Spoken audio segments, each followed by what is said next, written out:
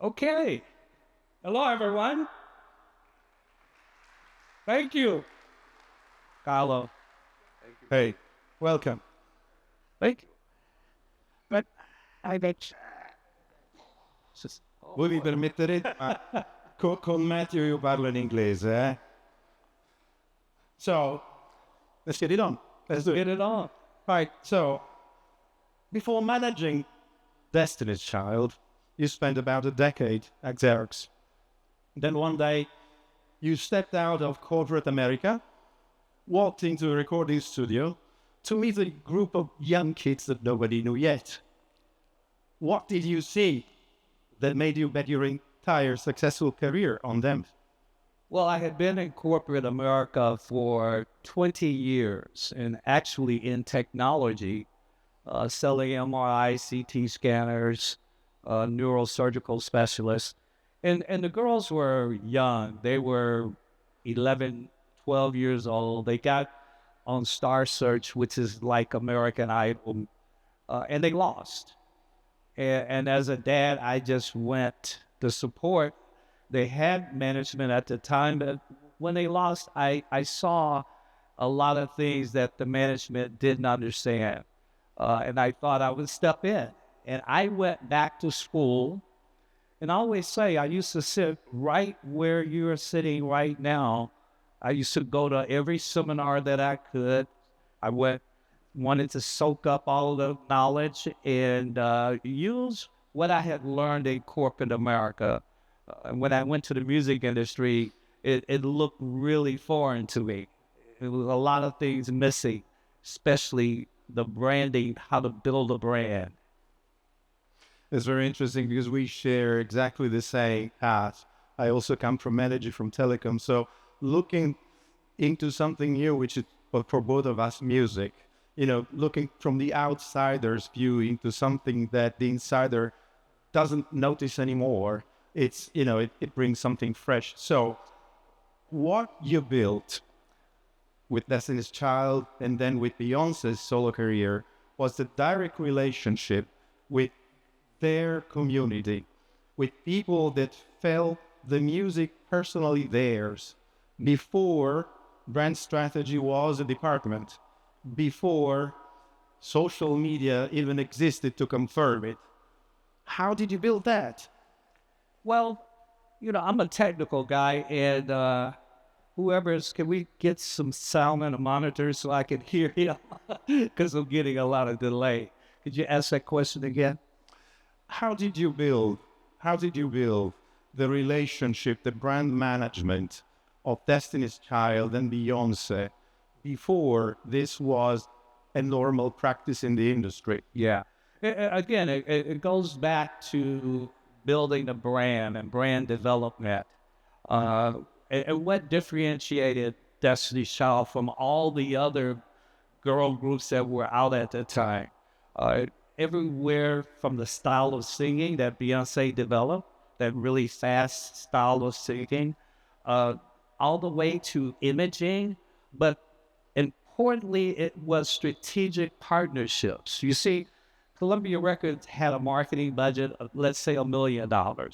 But we partnered with L'Oreal. We partnered with American Express. We partnered with Pepsi, who had $25 million budgets and who had an enormous number of followers.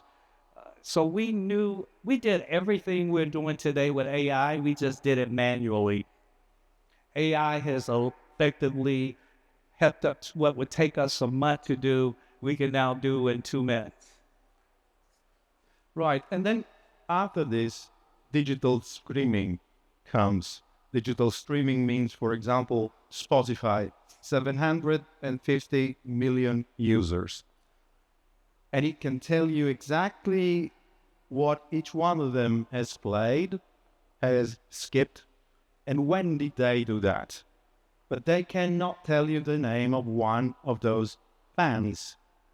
Whereas instead for 30 years, you've been teaching us that the most valuable asset for an artist is the relationship with their audience. So how do you feel? Well, the thing with Spotify, using that as an example, we need to have more access to the data that they have. They have all the consumer data from age, all the demographics that we need. We need access to that. That's the one single thing that really sticks out when I think about streaming. And they also need to pay artists more. You know, most people don't understand that 1 million streams equals about 3,000 US dollars. It sounds like a lot. I have 1 million streams, but when you monetize that as an artist, by the time you pay the distribution, by the time you pay the record label, there's not a lot left. So I would say first and foremost, though, is access to data. We really need that. So that means that in the end, today you have the platforms which own your data. Then you have the artist, which actually owns your ears. But there's nobody who owns your loyalty. Why nobody's building that? Well, again, I think the approach of the music industry is really selling records. And they're just beginning to understand customer engagement. They're just beginning to understand the importance of how to use this data and distribution. But it goes to what you just said. You know, without the fans, there's nothing. Nothing exists without that fan base. And how do we build and cultivate that fan base is differently. There's experiences that fans today want. They want to be able to see behind the stage and understand what's going on behind the stage. They want to have special selected product just for them, for those super fans, because most of our sales come from 1% to 2% of the whole audience. And it's, you know, but I would say probably, I don't know, 60, 70% of the revenue comes from 2%, 1% of the fan base. Would you agree? I do agree. And actually, you partially anticipated what would have come next, because I was thinking while you were answering exactly to the point of the super fan economy. Goldman Sachs and others have assessed this phenomenon and have put the number at $4.5 billion. So the super fan economy is something that has a value of $4.5 billion. But then you see that the money that is going into innovation, we make future innovation, is actually going into infrastructure management, into the workflow of the majors. So intellectual capital, intellectual property in this case, right management, and other workflow. Instead then into the creation of the artist to fan relationship. So again, why do you think it is so difficult to create something for the artist to fan relationship? I think it's getting a lot better. I think a lot of your major artists, you know, Beyoncé, Taylor Swift, Adele, they're really taking control, more control of their destiny, no pun intended, than before. I think independent artists are taking more control of their destiny and learning. This is a learning experience. That's why I want to acknowledge all the people that are here, because they could have been somewhere else, but they want to learn this industry. And it's an ever-changing industry. I started, we had cassette players, and we thought the whole industry would implode when we came up with the CD. And then we thought the whole industry would implode when we had file sharing. And then we thought the whole industry would implode with streaming, and now AI. Instead of looking at it from those lenses, I look at it as opportunity. We are in a area of entertainment and music that there's tremendous opportunity with AI in so many variety of ways, creatively, administratively. We were talking backstage. What took Beyonce 3 years to put together a tour, she can now do in a year and a half because of AI and technology. She can visualize what she wants the stage to look like, what she wants the wardrobe to look like, the choreography. And she can now do that without having to physically putting it together and having all of these rehearsals for months. Which actually leads to another section of the discussion, which goes like this: Generation Alpha. So that's the young kids. The first generation that has enjoyed music through the algorithm, and that is a generation of new listeners that will define the shape of music consumption patterns in the next decade. That is the first variable. The second variable is that some of the most interesting growing genres of music across Europe, the African diaspora, are growing through different channels, through communities, through the WhatsApp culture, to artists that are actually, dealing with their own audience, which is something that the algorithm is not designed to deal with. So what happens, in your opinion, when the algorithm bumps into something that it cannot manage? Well, I think going back to the first part of your question with the younger generation, the 8 to 15-year-olds, I think, again, when we look at creatively, melodies are very important to younger kids. And how we create music for younger kids, they want that live experience. And I think that's an opportunity, again, that they're developing at a very early age, the live experience. Because as you know, the 4 ways of making money is record sales, publishing, selling records is actually the least way that an artist makes money. Touring is the most way, and publishing. So you have to continue to develop this touring opportunity, and I think that's what it does. And then going to the algorithms part of your question, you're correct. There's no social conscience with algorithms. They're just numbers and factual, and it's up to us to continue that cultural experiences. But then again, social media allows us to let the world know about Afrobeats, for example, that 10 years ago, we didn't have that opportunity. So I view technology, because I come from technology, as an opportunity. Is that the reason why you decided to invest in this technological platform, which is Me Playlist, which, by the way, is African? Yeah, most people don't know. And you did some research, huh? I did. Yeah, I did my own work. Yeah. Yeah, so we invested in a streaming service, Me Playlist, out of Nigeria. Unfortunately, we're ahead of our time. And most of my career, I've been ahead of my time. So that didn't work out like we wanted to, but we learned a lot from that experience. Learned quite a big deal. I can't believe we only have 7 minutes left. Well, we got a couple of other questions. So, are you still out there? Are you still noise? Okay. That's good, boys. How many of you are wanting to get into the music industry? Raise your hand. How many of you are in the music industry? Raise your hand. So how many of you are wanting to invest in music? Raise your hand. How many of you just came to see me? Raise your hand. Okay.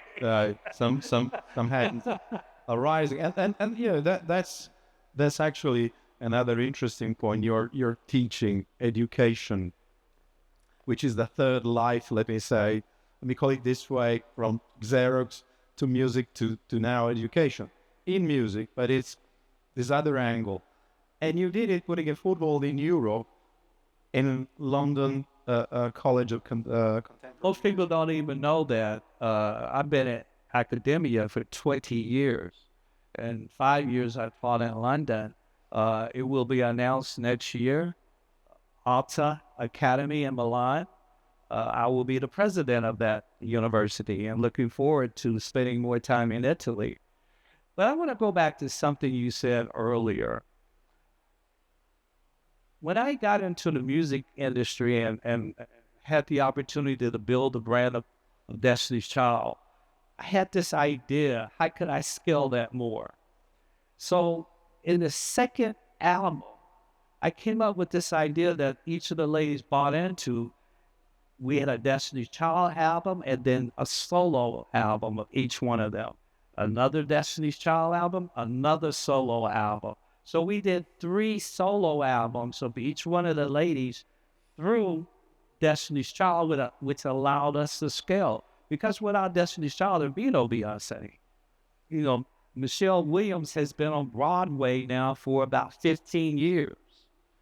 Kelly is doing amazing in Australia and in Europe. So that helped to scale the brand of Destiny's Child to each one of their individual careers. Very, very proud of that. No one really got me when I came up with that idea, what I was strategically doing and building scalability of the brand of Destiny's Child.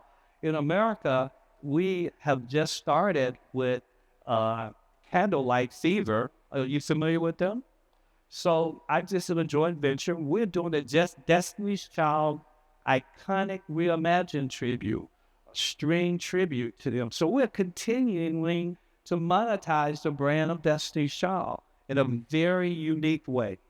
Which goes back to my previous question, the brand thing, the brand management actually is not something that, it is completed when you do the act, but actually continues in time and can be reused because it's a valuable asset. Like a catalog, right? Yeah. So, I mean, one of the conclusions could be something like this. If you think back about what you've done in your entire career and you would imagine you can restart from scratch now, thinking about what we've been discussing in the past 17 minutes. Yeah, 17 minutes. What would you build now? What is something that you would build now, thinking about all the experience that you've had in the past? What would I build in music, the music industry specifically? For example? Yeah, I think looking and knowing where I think the industry is going, it's global now today. It used to be segmented, U.S., Europe, but we're global now. And so we have to understand, we have to approach the digital age from a global perspective. I think we have to understand the value, how we started this conversation, the value of intellectual property. And understanding that he who owns the IP really is in control, and licensing, and understanding how we use algorithms in a positive way, because they're helping us find and create new customers and clients and fans, and understanding distribution, how it will be done, and how YouTube and video effectively, all those things. This music industry, as you know, is a lot of moving targets, and only a few people know it in totality. And it's our job and our role, I think, is to do more sessions like this and to educate, which you've been doing with Billboard. Very grateful for that. Let me just say this real quick. From 2000 to 2009, on Billboard, which I view as the gospel of the music industry, for a decade, 2000 to 2009, Destiny's Child was the #1 female girl group, and Beyoncé was the #1 female artist. Most people don't realize the success that these ladies have really had. Well, the numbers don't fail us because that's what I hear about Billboard. It's factual data. Yeah, I do agree with you. Last, and we got a minute and a half. Yes, flashing. Classic. So, what would you leave our audience with?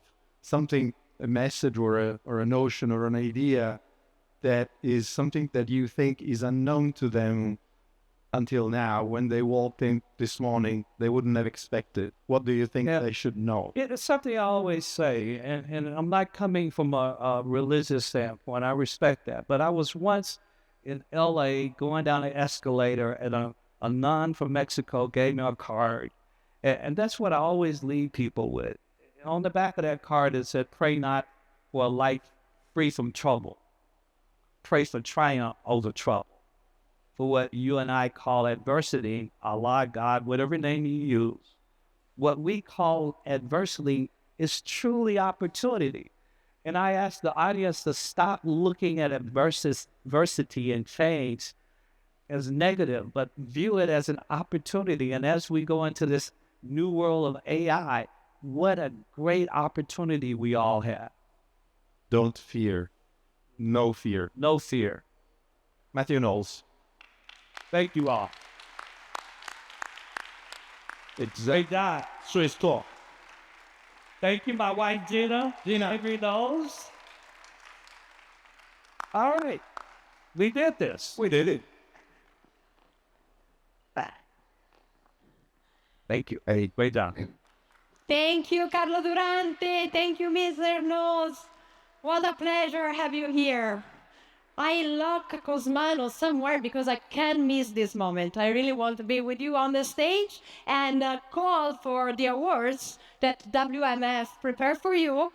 Awards of innovation for all you have done in the music industry, and not only preparing the path for the new artists. So this is the award. Thank you. Please, in the middle for a picture. It's good here, or you want us more close? I think it's good here.